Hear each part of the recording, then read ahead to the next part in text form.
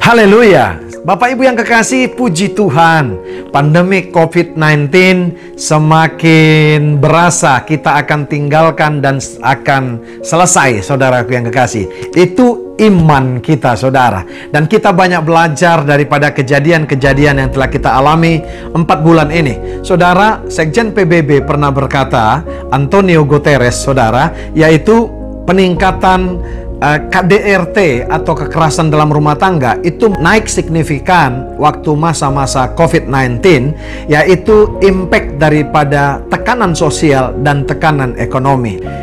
Saya berikan judul sharing kita pagi ini, yaitu keluarga yang hidup dalam situasi keras tapi tanpa kekerasan. Nah, bagi keluarga-keluarga muda, jemaat-jemaat New Life Community Kemang Pratama, dan jemaat Tuhan di mana saja, saya mau berkata, saudara, harusnya perilaku keluarga, suami dan istri tidak akan pernah berubah apapun situasi dan keadaan ekonomi dan tekanan sosial. Kenapa, saudara?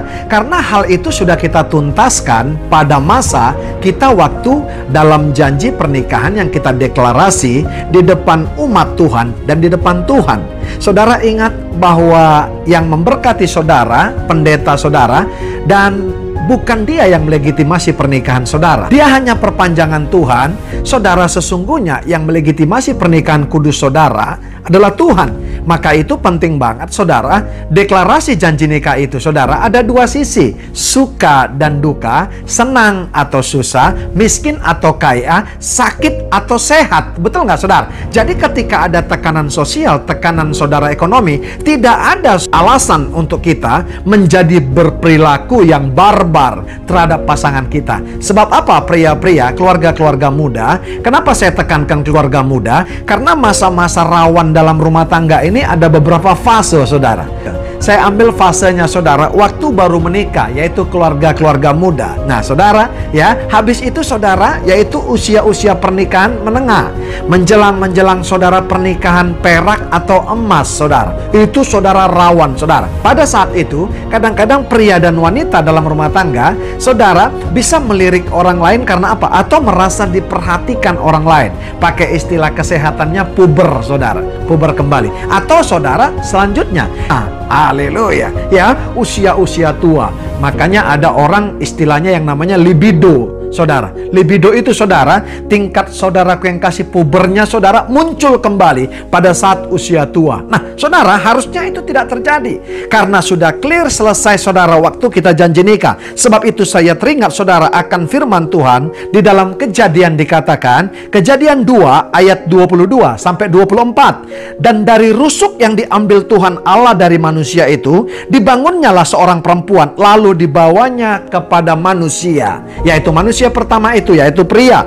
Lalu berkatalah manusia itu, inilah dia, tulang dari tulangku dan daging dari dagingku, ia akan dinamai perempuan sebab ia diambil dari laki-laki. Haleluya. 24, ini, saudara, sebab itu seorang laki-laki akan meninggalkan ayahnya dan ibunya dan bersatu dengan istrinya sehingga keduanya menjadi satu daging. Ada kata, saudara, sebab itu seorang laki-laki akan meninggalkan ayahnya dan ibunya, bersatu dan istrinya, sehingga keduanya menjadi satu daging. Saudara, kata meninggalkan itu saya catat, saudara, siap dengan konsekuensi. Demikian juga dengan perempuan. Ketika engkau menetapkan pujaan hatimu yang sudah engkau berdoa, hasil doamu kepada Tuhan, confirm bahwa pria ini adalah menjadi suamimu, maka engkau harus siap dengan konsekuensinya. Karena apa? Engkau siap menjadi menolong orang yang tidak sempurna ini.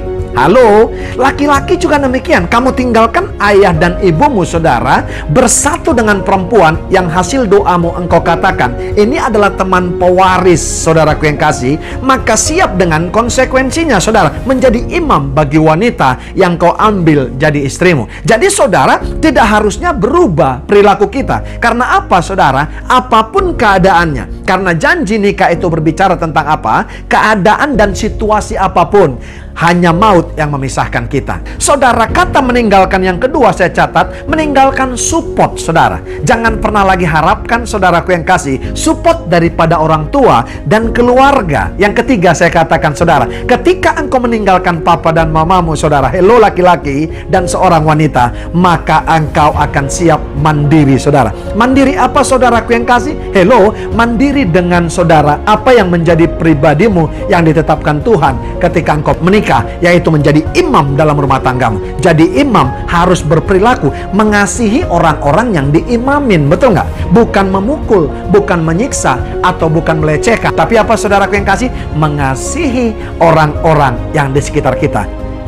Kita diciptakan Tuhan sendiri. Tapi ketika saudaraku yang kasih, kita disandingkan dengan satu wanita, halo pria-pria, maka kita akan menjadi satu daging. Dan saudara, ketika engkau menyakiti dia, maka engkau sama dengan menyakiti dirimu. Karena apa, saudara? Dia adalah hasil daripada tulang rusukmu yang diambil, yang diciptakan. Jadi kalau engkau keras kepada dia, engkau sedang keras kepada tulang rusukmu. Sebab itu saya mau berkata, saudara, tidak ada harusnya pria yang berperilaku, saudara, aneh dan keras kepada istrinya dan yang menjadi teman pewarisnya. Karena apa? Dia adalah hasil daripada raw material, yaitu tulang rusukmu yang diambil, maka tercipta seorang wanita. Haleluya. Afirmasinya begini, saudara. Saya mau katakan kepada saudara, jadi waktu pria engkau melakukan KDRT, kekerasan kepada wanita yang menjadi teman pewarismu, yaitu istrimu, maka engkau sedang menyakiti dirimu. Kalau engkau tahu, saudara, bahwa dia adalah tulang rusukmu, kamu tidak akan pernah menyakiti dia. Karena apa? Istrimu adalah dirimu sendiri. Haleluya. Dari saya, Pendeta Royal Purba, buat keluarga muda